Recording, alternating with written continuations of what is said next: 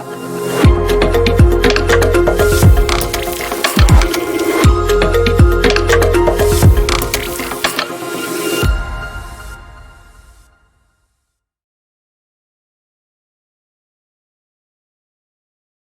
and welcome. You are watching Special Conversation on Budget 2022. Now I have with me Mr. Punit Shah, partner, Dhruva Advisors. Welcome, Mr. Shah. Thank you. Mr. Shah, if we talk about the income tax slab that has not been tinkered, it was a demand that this should be tinkered because the corporate tax rates have come down to 25%, but individuals are still paying taxes as high as 43%. So what is your first view on the budget? Yeah, I think there were some expectations that there could be tinkering with the tax slabs or tax rates for individuals in order to bring it down in line with the corporate taxes or even the taxes on LLPs.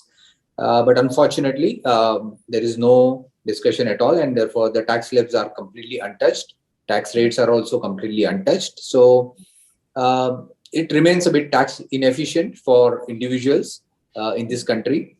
So even if your vehicle, which is either a company or a firm, pays lesser taxes, but when it comes in your hands, say by way of dividends or in any other form, the tax rate could be as high as 43% above a particular threshold.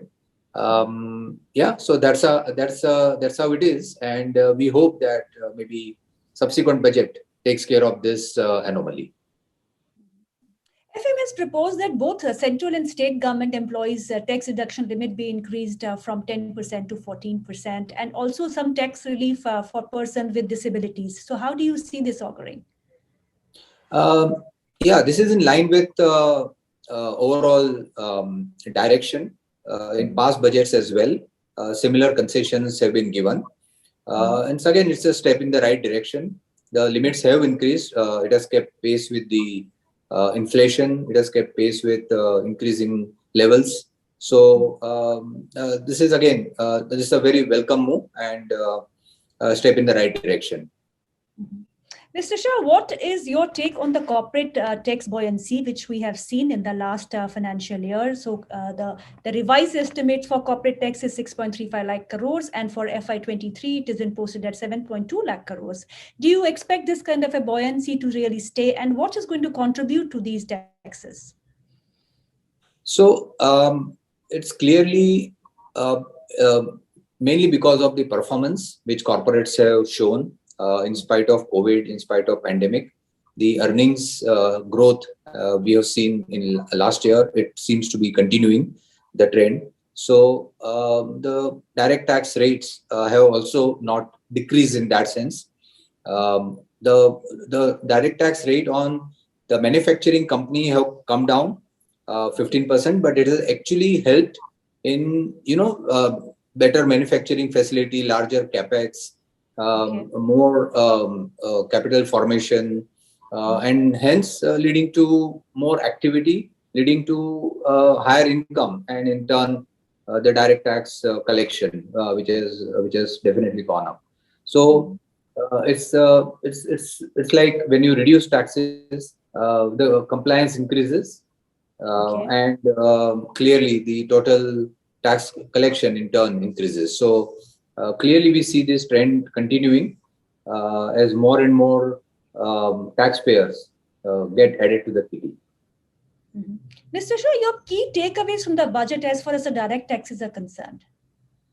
See, as such, we are not expecting any big bang or path-breaking tax reforms or something like that. I mean, several of those measures have been taken in last few years. I think, for example, market was expecting some changes in the tax rates, which has not come through. Market was also expecting some negative or adverse impact on long-term capital gains tax. Fortunately, even that has not happened. And which is, as you can see, markets are up today because there's no change in the capital gains tax rate as well. In fact, the surcharge on all the long-term capital gains on all assets have actually come down. It's capped at 15%. So that's a welcome move. Again, it will lead to better compliances, better governance, and more people, disclosing the true consideration that they would be receiving for these transactions, and leading to again higher tax collection by the exchequer. The other thing is tax on crypto currency, tax on digital, as they call it, virtual digital assets. So it's not only cryptocurrency, but it could be any digital asset would now be considered to be liable to tax in India at the rate of 30%, which is quite a high tax rate. Again, in line with government intention to regulate and curb, so to say, investment in asset class, which maybe Reserve Bank or government does not fully understand. And hence, there is a trend to regulate it, at least by way of taxes. Then again, so 30% tax on digital assets. You have 1% TDS also on the digital asset transactions. Similarly, the gift of such assets are liable to tax. So several measures to tax the digital asset transactions. That's the second highlight of the budget. And one more highlight I can think of is dividend taxation. It's a very interesting step they have taken. So today, if Indian company receives dividend from a foreign company, it is taxable at a concessional rate of 15%. But if Indian company receives dividend from another Indian company, it is taxed at a full rate of 25 or 30%. So there was some anomaly. And I think government thought it appropriate to remove that anomaly. And what they have done is they have removed the tax concession treatment on the foreign dividends received by Indian companies. It will be taxed at a full rate. Of course, you would continue to get Section 80M benefit or whatever when you declare that amount in turn to your shareholders and stuff like that. So that's another important change which they have done. So taxpayers get additional 2 years to update IT returns. What does this mean? Very interesting, very out of box thinking. Nobody expected this. You do have all the provisions to revise your returns when you file something, when you want to change certain things, you can revise the return, you can rectify the errors, so defective returns you can rectify, you can file belated returns. So all those provisions already exist in the Income Tax Act. But now they have come up with something like updated tax return within a period of next 2 years, which you can do in case you find any error or omission, and you pay additional taxes. You pay 25% additional tax, you pay 50% additional tax depending on when you are filing the updated return. It is like a amnesty scheme, I would say. So if you want to disclose additional income, revise your return, disclose additional income, pay normal taxes, pay additional taxes, no penalty, no interest, nothing. And it's like a continuing amnesty scheme. Very, very novel concept, very out of box thinking. Let's see how many assessees take advantage of this particular scheme. But I would say it's very different thinking. It's not right or wrong, which I'm saying, but hopefully many taxpayers will take advantage of this particular provision. Many high net worth individuals, you mean? Sorry? Many high net worth individuals, you mean? I mean, the people who... Yeah, it's not necessarily high net worth individual, any individual who has failed to disclose a particular income while filing the return, and if there is either there are afterthoughts or whatever you can call it, and you can always update your return within a period of next 2 years. So benefits under the new corporate tax regime have been extended till March 2024. So 15% corporate tax rate for the newly incorporated manufacturing companies. How does this augur for the new companies that would be coming? No, this was expected. When they introduced 15% tax rate a couple of years back, it was highly welcome. I mean, it's in line with Make in India theme. It's in line with the Atmanirbhar theme, which the Prime Minister has spoken about. And 15% tax rate is extremely globally competitive tax rate. And we are aware, many Indian companies, many foreign companies who have set up new companies in India for manufacturing have taken advantage of this 15% tax rate in last couple of years. The tax concession, as we call it, would have ended by March 23. So I think rightfully it has been extended by one more year. And now it would end in March 24.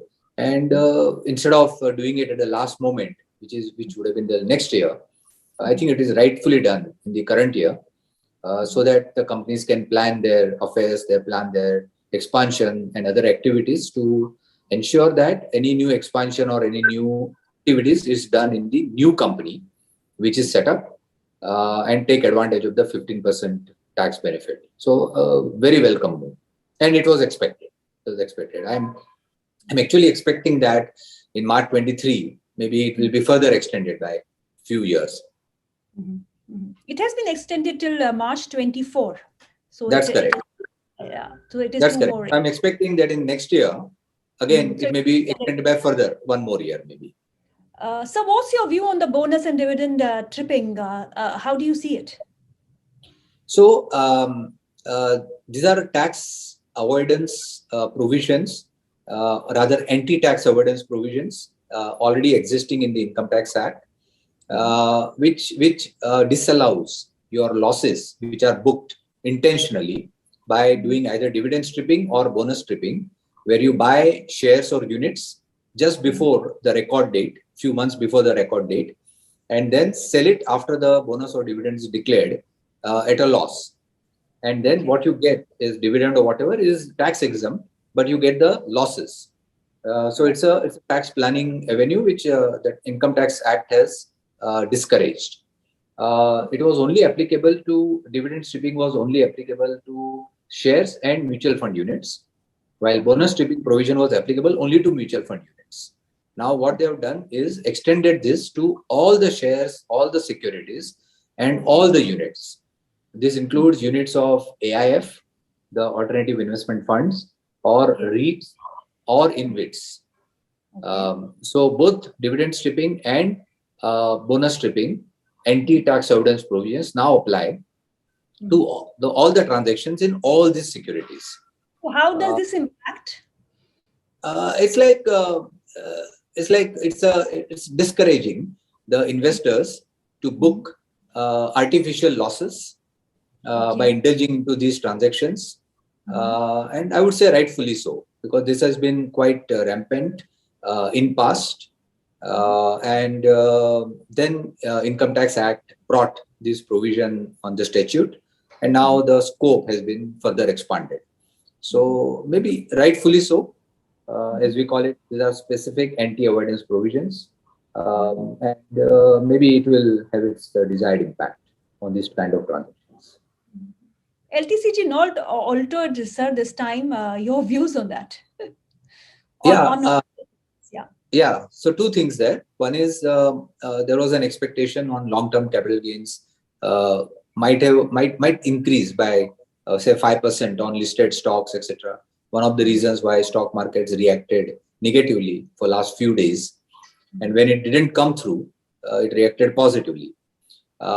Which is good. Again, the tax rates, long-term capital gains tax rate, are quite competitive and reasonable as compared to global tax rates. In fact, several countries do not have long-term capital gains tax on securities at all. But I think India can't afford not to have those taxes. So that's one. And second, what they have done is surcharge on long-term capital gains on all assets are now capped at 15% instead of 37% earlier. So earlier, the cap of 15% applied only to listed stocks. Now the cap of 15% surcharge would apply on all long-term capital assets and long-term capital gains. So quite a positive step. We could see, I'm sure we could see a lot of transactions being reported at its fair value, because tax rates are in a way now reasonable on this transaction. So it would definitely help in that direction. Thank you, Mr. Shah, for your time. It was a pleasure speaking with you. Thank you so Thank much. you. Thank you. Thank you. Investments in securities market are subject to market risks. Read all related documents carefully before investing. Subscribe to our YouTube channel and click on the bell icon to never miss an update from ICICI Direct.